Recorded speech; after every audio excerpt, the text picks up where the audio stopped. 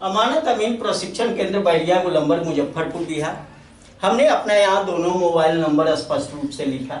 मेरे दोनों YouTube channel, channel 1 Shashi Bhushan Kumar, channel 2 Amin course and all competitive exams में एक बार पुनः हम आपका क्रांतिकारी हार्दिक अभिनंदन करते हैं। आज का क्लास आपके लिए काफी इंफॉर्मेटिव होने वाला है और वह क्लास है आपके कमेंट्स पर आधारित। आपने हमसे सवाल किया है और आपका सवाल बहुत ही अच्छा लगता है हमको उसका जवाब देते हुए, और हो सकता है कि आप ही का सवाल नहीं, ये सवाल ढेर सारे लोगों का है। तो चलिए देर न करते हुए, आपने पूछा क्या और उसका आंसर क्या आपको चाहिए, जो सटीक आंसर है वही यहां से हम देते हैं। आपने सवाल पूछा है तो टॉपिक लिख लेते हैं। सवाल आपके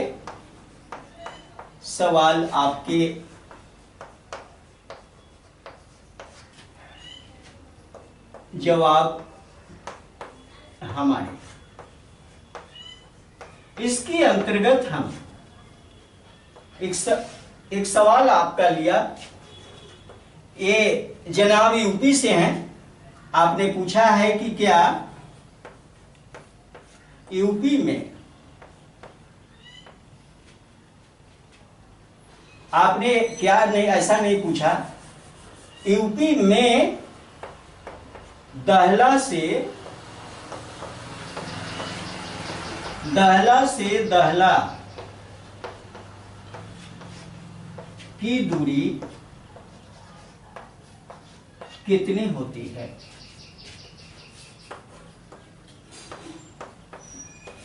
कितनी होती है?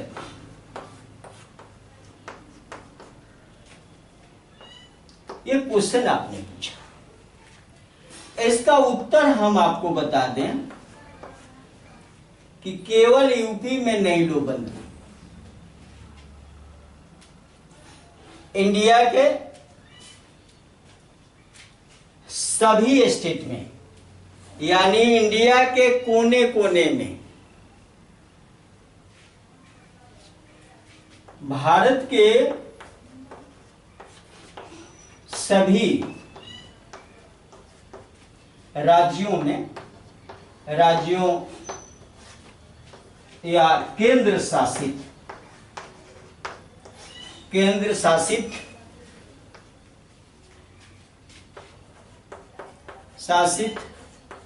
प्रदेशों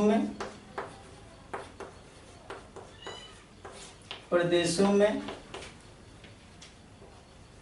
दहला से दहला के बीच की दूरी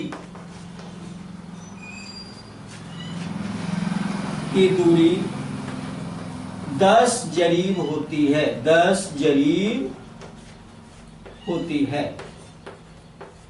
बस इसका आंसर एक ही लाइन में है। अभी मैं बराबर बताता रहा हूं कि दहला से दहला की दूरी 10 जरीब होती है। दहला होता क्या, थोड़ा सा मैं एक किसी गांव का अगर नक्शा मैं बना लूं, एक छोटा सा ही बना लेते हैं। किसी मौजा का अगर नक्शा मैं बनाया तो इसी में दहला का चिन्ह दिया रहता है। आप देखोगे कि इस तरह से दहला का चिन्ह दिया हुआ है। इस तरह से दहला का चिन्ह आपको देखने को मिलेगा। तो आप ये जो दहला का चिन्ह आप देख रहे हो, ये दहला से दहला के बीच की जो दूरी है, ये दूरी जो है ये 10 जरीब है। कितना है? 10 जरीब। इस दहला से इस दहला के बीच की दूरी भी वही होगी। कितनी होगी? 10 जरीब। यहां से इस पॉइंट से इस पॉइंट की दूरी कितनी होगी? 10 जरीब। मतलब दहला से दहला के बीच की दूरी 10 जरीब होती है, चाहे आप यूपी के रहने वाले हो या किसी भी स्टेट के रहने वाले। कोई दिक्कत नहीं, परेशानी नहीं। तो ये पहला क्वेश्चन आपने डाला। दूसरा क्वेश्चन आपका है जो यहीं पर ले लेता हूं, क्वेश्चन दूसरा। दूसरा आपने पूछा है ये जमीन के प्रकार से रिलेटेड क्वेश्चन आपका है। आपने पूछा है कि क्या रकबा के हिसाब से जमीन का किस्म निर्भर करता है या किस्म निर्धारित होता है? क्या रकबा के हिसाब से जमीन का किस्म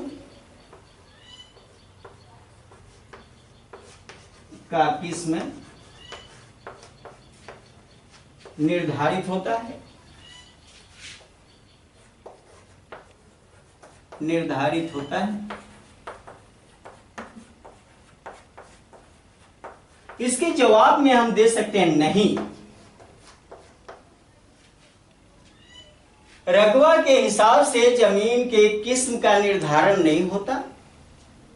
जमीन के किस्म का निर्धारण होता है पहला उपज के आधार पर, उपज के आधार पर।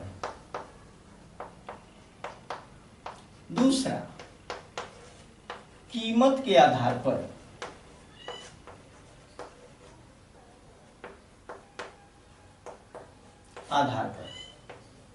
अब ये दो दे दिया, 2 पॉइंट इसके आंसर में हमने दिया कि जमीन का किस्म निर्भर करता है, जमीन का टाइप्स निर्भर करता है, जमीन का प्रकार निर्भर करता है।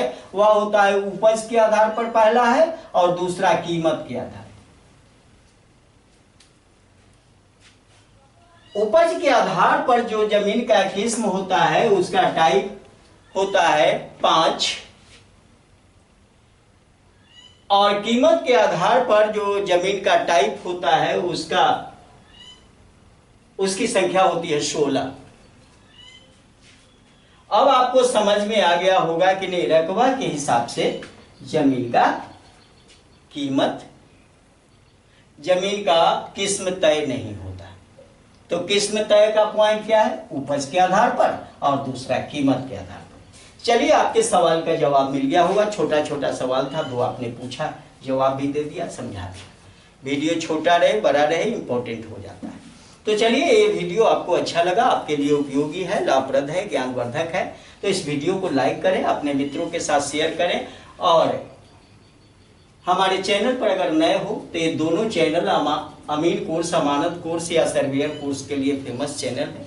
बारी बारी से सब्सक्राइब कर लें, बेल आइकन दबा लें। साप्ताहिक वीडियो का सेवा आप लेते रहें और जानकारी को बढ़ाते रहें। इससे भी डीपली और डिटेल्स ज्ञान अर्जन करना है।